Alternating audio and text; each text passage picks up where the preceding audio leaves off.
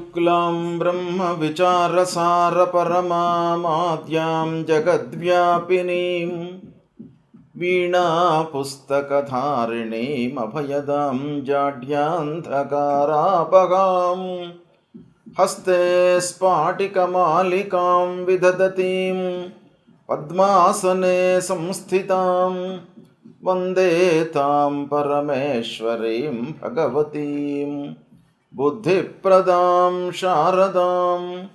श्री महागणाधिपतये नमः। श्री महासरस्वत्यै नमः। శ్రీ గురుభ్యో నమః. 2025వ సంవత్సరానికి స్వాగతం. ప్రేక్షకులకు, శ్రోతలకు అందరికీ కూడాను 2025వ సంవత్సరము శుభాకాంక్షలు తెలియజేస్తూ, ఈ 2025వ సంవత్సరము అందరికీ కూడాను సుఖ సంతోషాలతో ఉండాలి అని చెప్పేసి ఆ భగవంతుణ్ణి ప్రార్థిస్తూ, 12 రాసులు ఈ సంవత్సరంలో 12 రాసులలో జన్మించినటువంటి వారికి ఈ 2025వ సంవత్సరంలో గోచార ఫలితాలు ఎలా ఉంటాయో తెలుసుకుందాం. 2025వ సంవత్సరంలో మీనరాశిలో జన్మించినటువంటి వారికి గోచార ఫలితాలు ఎలా ఉన్నాయో తెలుసుకుందాం. ముందుగా ఏ నక్షత్రము ఏ పాదంలో జన్మించినటువంటి వాళ్ళు మీనరాశి కిందికి వస్తారు అనేటువంటి విషయము చూసినట్టయితే, పూర్వభాద్ర నక్షత్రం 4వ పాదంలో జన్మించినటువంటి వాళ్ళు, ఉత్తరాభాద్ర నక్షత్రం 1, 2, 3, 4 పాదాల్లో జన్మించినటువంటి వాళ్ళు, రేవతి నక్షత్రం 1, 2, 3, 4 పాదాల్లో జన్మించినటువంటి వాళ్ళందరూ కూడాను మీనరాశి కిందికి వస్తారు. అంతేకాకుండా జన్మ నక్షత్రము, పాదము, సమయము, తేదీ తెలియనటువంటి వాళ్ళు ఎలా రాశి ఫలాలు చూసుకోవాలనేటువంటి విషయాన్ని మనం ఆలోచించినట్టయితే, వ్యవహార నామాన్ని మనం ప్రధానంగా తీసుకోవాలి. అంటే వాళ్లను లోక వ్యవహారంలో నలుగురు ఏ పేరుతో పిలుస్తున్నారో ఆ పేరులో ఉన్నటువంటి ప్రథమ అక్షరాన్ని మనం తీసుకొని తదనుగుణంగా రాశి నిర్ధారణ చేసుకొని రాశి ఫలాలు చూసుకోవాలి. అందులో మనకు శాస్త్రంలో కొన్ని అక్షరాలు ఈ రాశితో ముడిపడి ఉన్నాయి అనేటువంటి విషయం మనకు చెప్పబడి ఉంది. కాబట్టి ది, దు, షం, జ, థ, తే, దో, చ, చి అనేటువంటి ఈ 9 అక్షరాలతో ప్రారంభమయ్యేటువంటి వ్యవహారనామం కలిగినటువంటి వాళ్ళందరూ కూడాను ఈ మీనరాశి కిందికి వస్తారు. అయితే 2025వ సంవత్సరంలో ఈ సంవత్సరం మొత్తం కూడాను ప్రభావితము చేసేటువంటి గ్రహాలు 4 గ్రహాలు ప్రధానంగా మనం చూస్తుంటాం. గురు, శని, రాహువు, కేతువు.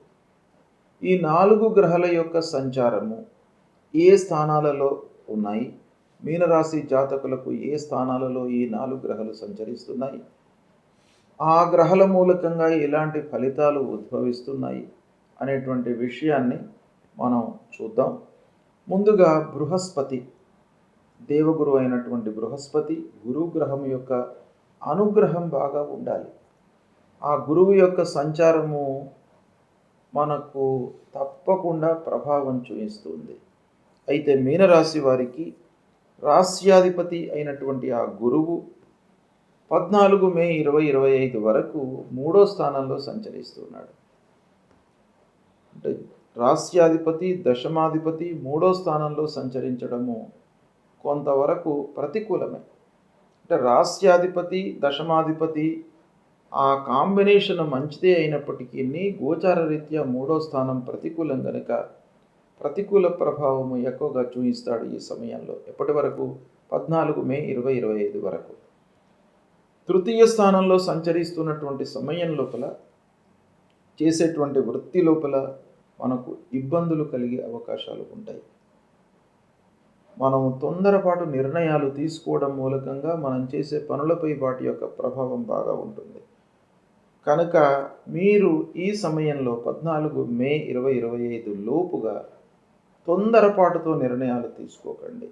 4 సార్లు ఆలోచించి నిర్ణయాన్ని తీసుకోండి.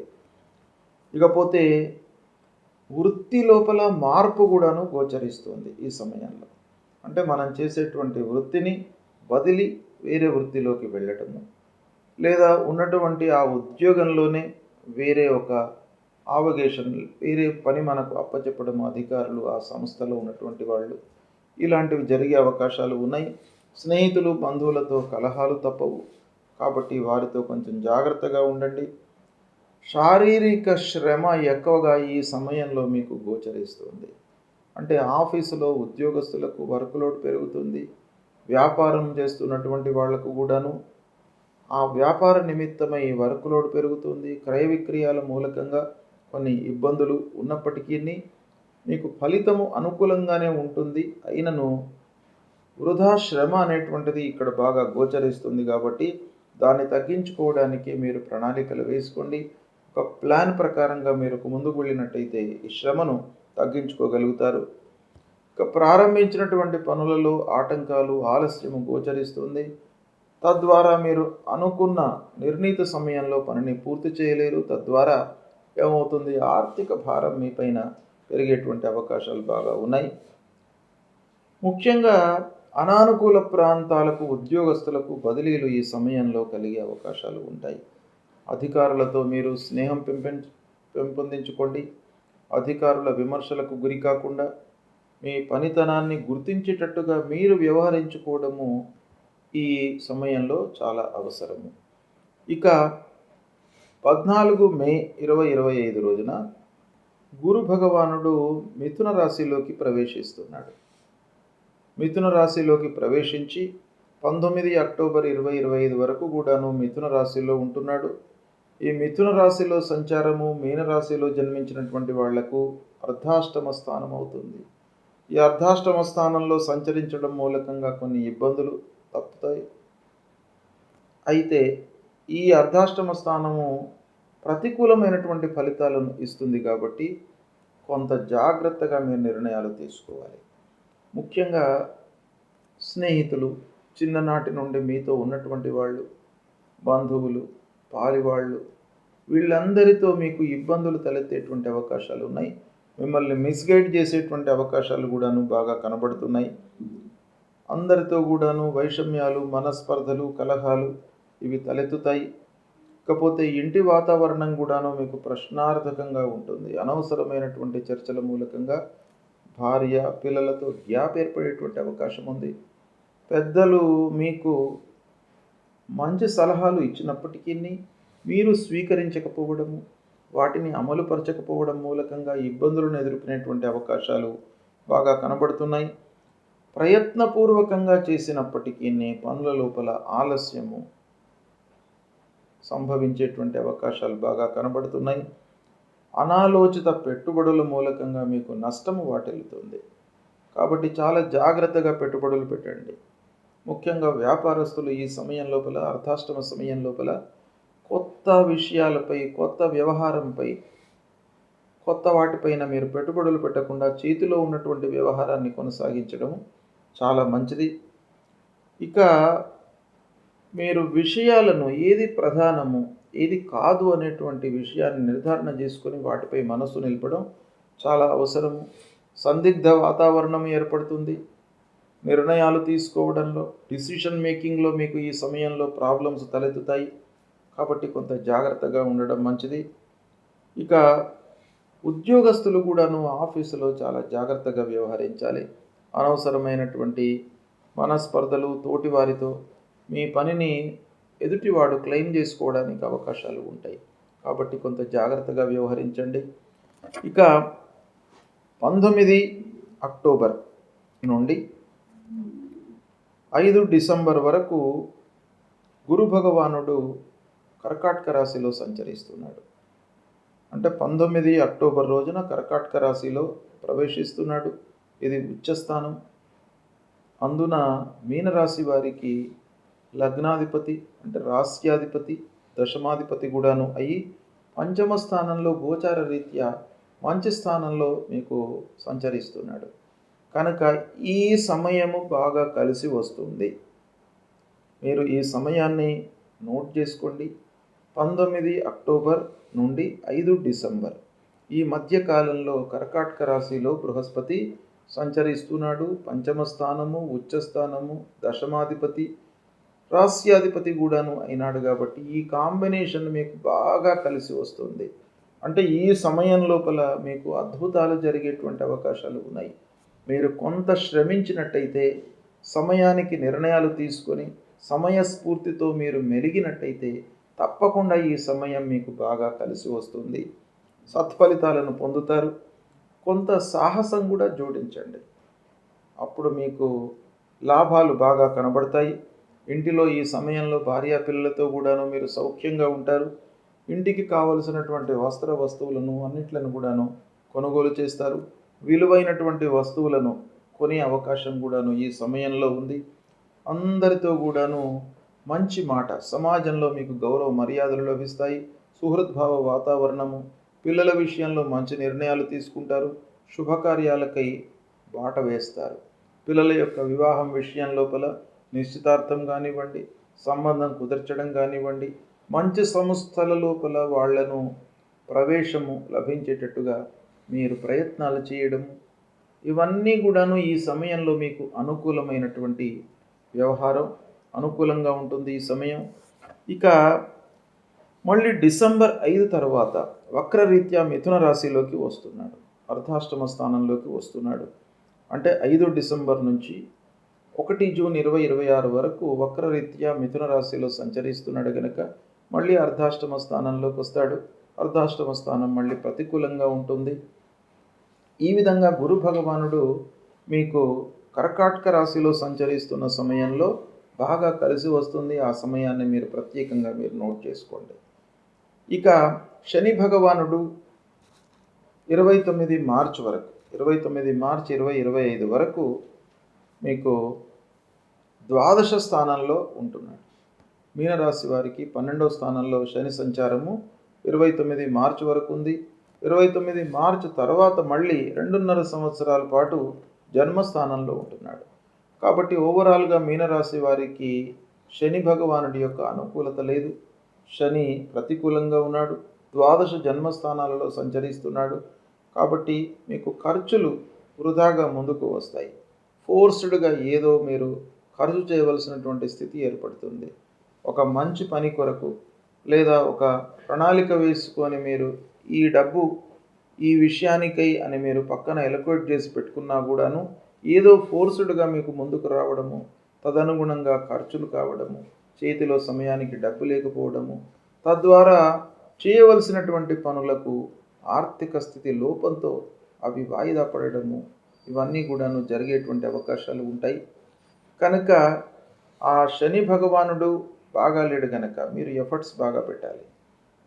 తర్వాత జన్మస్థానంలో 29 మార్చి తర్వాత ఉంటున్నాడు. ఆరోగ్య విషయాన్ని మీరు జాగ్రత్తగా చూసుకోండి.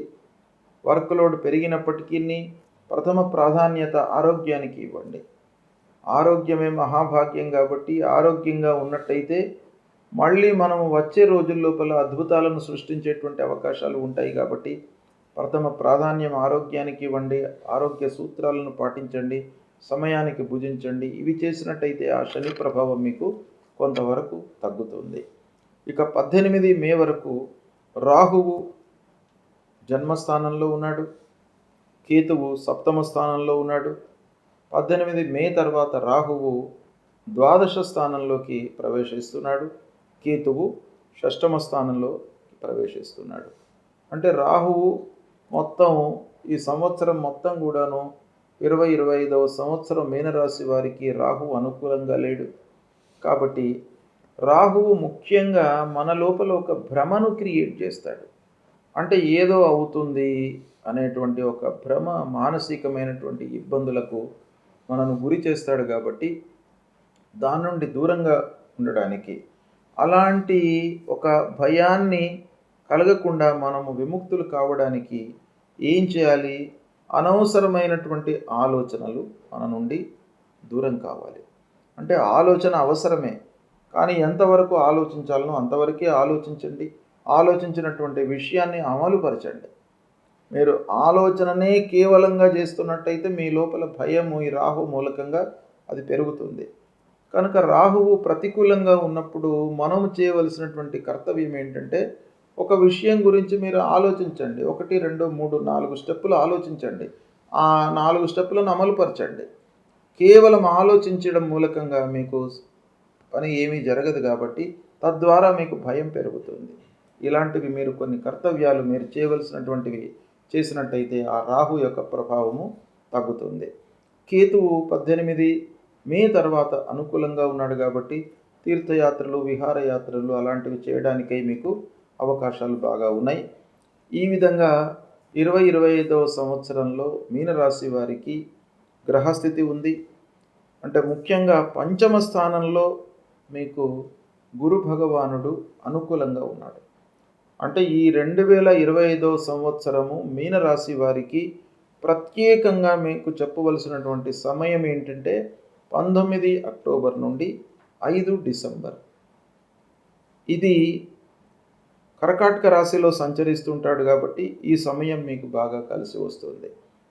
ఇది షార్ట్ పీరియడ్ అయినప్పటికీ చాలా మీకు కలిసి వచ్చేటువంటి పీరియడ్ కనుక ఈ సమయంలో మీరు కొంత మీ వైపు నుండి మీరు ప్రయత్నాలు చేసినట్టయితే బాగా కలిసి వస్తుంది. ఈ విధంగా గ్రహస్థితి ఉంది మీనరాశి వారికి.